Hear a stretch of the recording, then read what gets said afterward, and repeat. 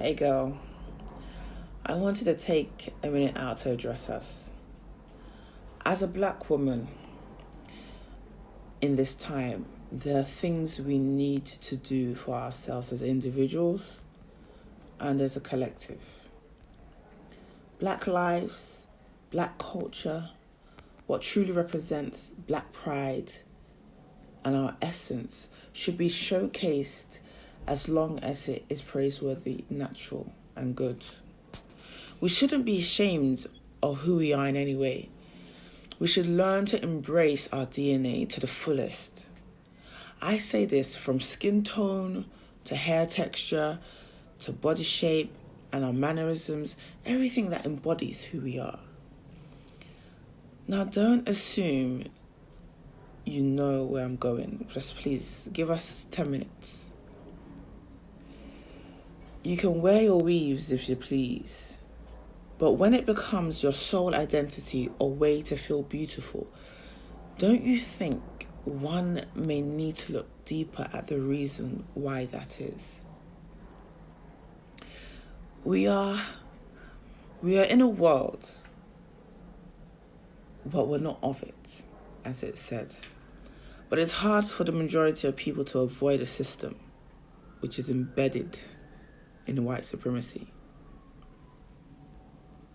I want you to ask yourself if whether the natural hair in all its textures, or better still, if what is categorized as 4C texture, if that was what is loved and placed as the highest symbol of beauty, would you still wear that weave? Another person's DNA, another person's identity. Please don't tell me about the blacks with white hair that is really ours. That is not the image that made us wear the so-called white hair. Please don't tell me about aliens intermarrying and how race and phenotype mean nothing. Please don't pretend as if black women and even men are not changing and hiding their hair.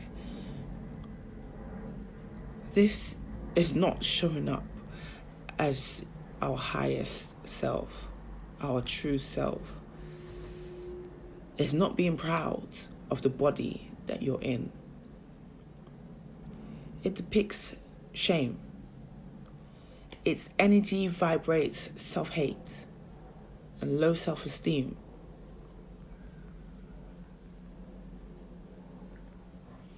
If you were taught from your very first hair journey, from your very first memory, from when you were a little girl, how to maintain your natural hair, grow and love your natural hair, would you be predominantly wearing what represents in this world a white or Asian hair?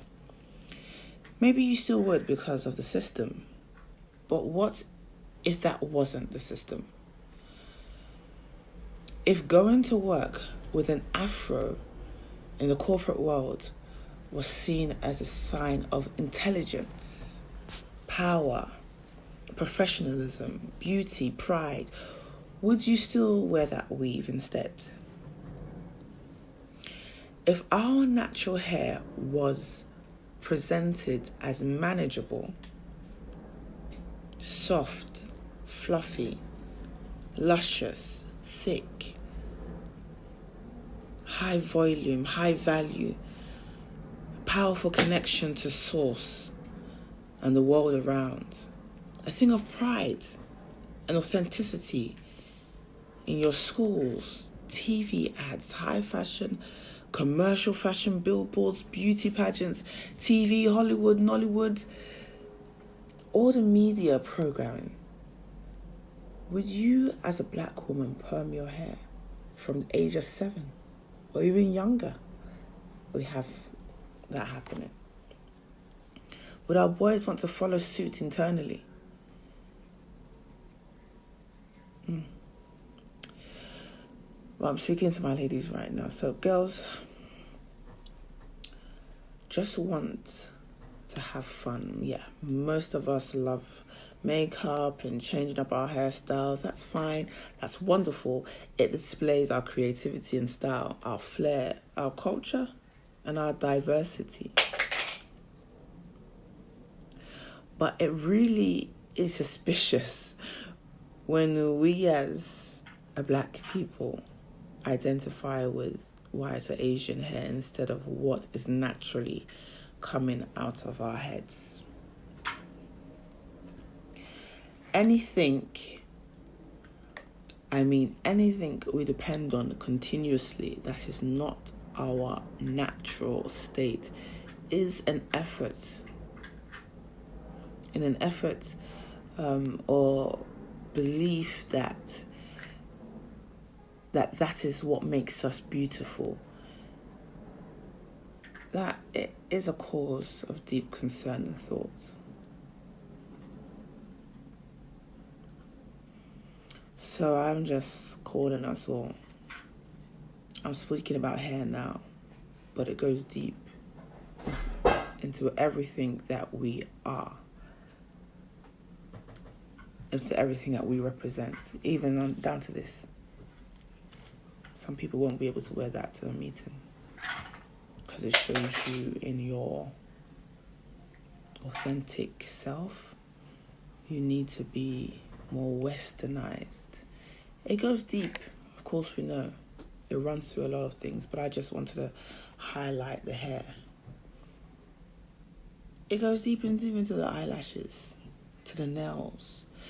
If we need, as women, to rely on these things as a standard of what we consider beauty, these are all things we need to think deeply about. But ladies, yes, I'm talking about our hair. Talking about our hair. Ain't it beautiful? I want to see yours.